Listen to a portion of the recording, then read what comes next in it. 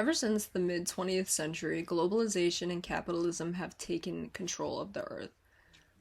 This means that production has gotten so increased that it has drastically sent our earth into a downward spiral.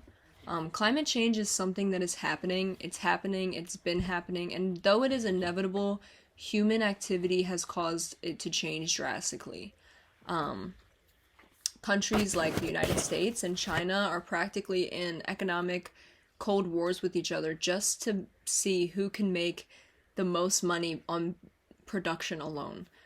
This is extremely dangerous, especially because most products don't get bought. They end up in landfills, which obviously hurts our earth. But not only the means of making the production leaves CO2 emissions in our atmosphere, something that we have to breathe in. And though maybe countries don't have sovereignty at this point, we still all have to share one thing, and that is our planet.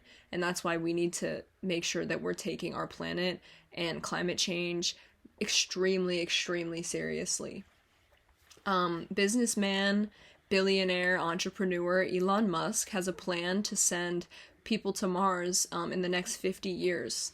His reason for doing this is in case Earth gets destroyed due to nuclear war or due to increased climate change, and the fact that we might have to move an entire planet over to another just because of something we cause is extremely scary.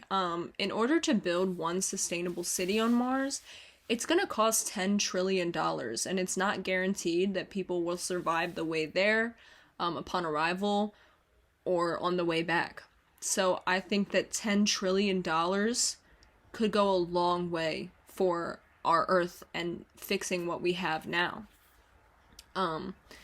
Something that is unfortunate is that because of production, countries and companies are not willing to slow down. They're not willing to spend their money on renewable energy, renewable electricity, or anything like that because they want to make production as fast and as efficiently as they can, no matter what it takes.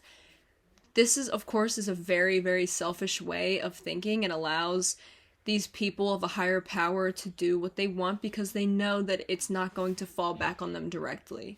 It's hard to sell it's hard to sell getting climate control in our hands because it's not guaranteed for us.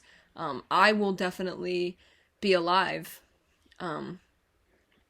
until I'm not, but my kids or my grandkids, they might not have that same privilege. They might be living in an earth where it's hard to breathe, just by going outside, where it's extremely dangerous to live in some parts of the world because of the pollution alone, due to things like fast fashion and just production in general.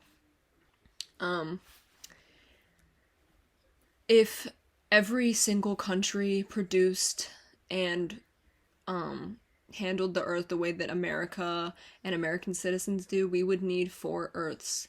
If this is not alarming or concerning to anybody, that is concerning in itself.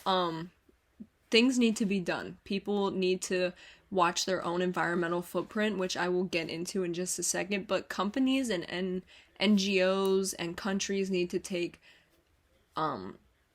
steps firsthand. That's why it's so important to get out and vote for legislators and vote for elected officials who want what's best for the earth, who want longevity in our planet, not just worrying about the next 10 or 20 years, but the next 100, 200, 300 years. Even though I won't be here, you won't be here, people will. And they will have to live with the consequences of what we do to this planet. The Biden administration has called for a national climate task force.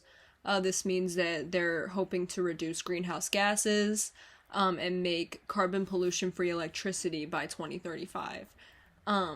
Clean air is absolutely necessary. It's necessary for wildlife and plants and keeping us alive, because without plants and without wildlife, we wouldn't be here today. I also think it's sad that Earth was specifically designed for us. You know, our atmosphere was designed for us to breathe, for us to walk around. Gravity, we have it, and it allows us to live this luxurious life. I find it pointless to move an entire civilization of people to Mars, especially when it won't be everyone. It'll only be people who can afford it. This will leave marginalized people and those in underdeveloped countries stuck and displaced as if they already weren't. It is extremely important to get out and vote for people who want this change, who are looking in the best interest of people 20 years from now, 100 years from now. If you want to watch your own environmental footprint, you can do things like recycle, not using fast fashion as your number one source of clothing, going to the thrift stores, avoiding putting things in landfills, etc. Though this is necessary and not everyone is going to participate, it really is going to be up to countries and NGOs to make the earth a more sustainable place to live.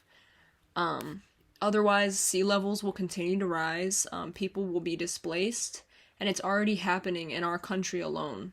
In America, cities like New Orleans, South Florida, and New York City are going to be underwater come the next 30 or 40 years if we don't have everything under control by then.